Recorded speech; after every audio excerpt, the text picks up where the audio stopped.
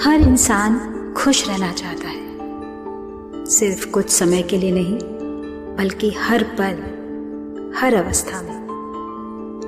हम सब अपनी जिंदगी को एक सुखद यात्रा बनाना चाहते हैं, लेकिन सच ये है कि हमारी जिंदगी की हर मंजिल के पीछे एक खोज छिपी होती है। कोई नौकरी और तरक्की ढूंढ रहा है, कोई रिश्तों में प्रेम और अपनापन, कोई ढेर सारा पैसा कमाकर आराम चाहता है, तो कोई बीमारी, दर्द और पीड़ा से बस छुटकारा चाहता है।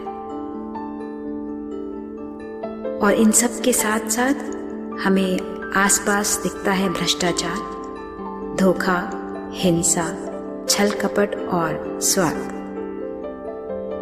ऐसे माहौल में कोई अपने अधिकारों के लिए गुस्सा, चालाकी और ऊपर तक पहुंच का सहारा लेता है, और कोई अपने आप को कमजोर और असहाय मानकर इस कलयुग के दूषित वातावरण को कोसता रहता है।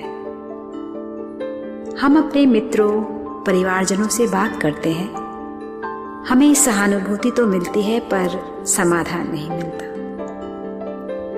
और बातचीत के अंत में अक्सर यही बात निकल कर आती है कि हमारे साथ बहुत अन्याय हो रहा है, हम बहुत कष्ट में हैं। आज के समय में किसी को भी सच्चा सुख और शांति नहीं मिल सकती।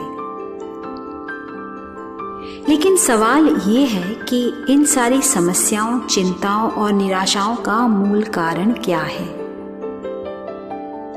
असल कारण बाहर नहीं, हमारे सोचने के ढंग में छिपा है।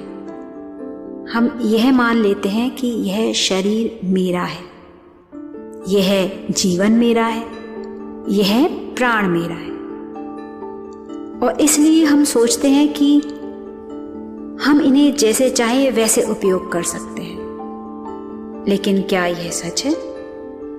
अगर सच में शरीर हमारा होता तो हम इसे बूढ़ा होने से रोक पाते। अगर प्राण हमारे होते तो हम मृत्यु को टाल पाते। अगर जीवन हमारा होता तो दुख, रोग और संकट हमारी अनुमति के बिना नहीं आ पाते। सच तो यह है कि शरीर, प्राण और जीवन तीनों ही हमारे नियंत्रण में नहीं है। इसका सीधा अर्थ यह है कि ये तीनों किसी उच्च सत्ता द्वारा नियंत्रित हैं। उसी सत्ता ने बड़े प्रेम और विश्वास के साथ हमें ये अनमोल उपहार दिए हैं, जीवन, प्राण और शरीर। उस सत्ता को हम क्या कहते हैं? कोई उसे ईश्वर कहता है, कोई भगवान, कोई परमात्मा। वही शक्ति हमें सब कुछ देती है। अब जरा सोचिए, क्या उस करुणामय भगवान ने हमें ये जीवन इसलिए दिया है कि हम दिन रात रोते रहें, डर में जिए, एक दूसरे से लड़ें या जीवन को गलत दिशा में खर्च कर दें? नहीं, यह बात तर्कसंगत नहीं लगती। समस्या भगवान की दी हुई चीजों में नहीं है, समस्या उनके दुरुपयोग में है। जब हम अपने जीवन, शरीर और ऊर्जा को गलत उद्देश्यों में लगा देते हैं, तभी दुख, चिंता और निराशा जन्म लेती है।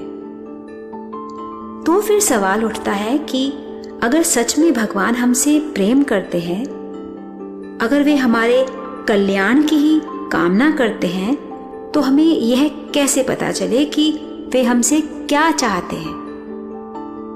और जब हम जीवन की समस्याओं में उलझ जाते हैं, तो क्या वे हमारी मदद भी करेंगे? इन सवालों का उत्तर अंधविश्वास में नहीं, तर्क, अनुभव और आत्मचिंतन में छिपा है। और यही समझ हमें जीवन को संघर्ष नहीं, एक आनंद यात्रा बनाना सिखाती है। जब हम यह समझ लेते हैं कि हम मालिक नहीं, विश्वस्त रक्षक यानी केयर टेकर हैं, तब जीवन का बोझ हल्का हो जाता है। डर, कम होने लगता है और भीतर से शांति जन्म लेती है, क्योंकि जीवन लड़ने के लिए नहीं, समझने और जीने के लिए है।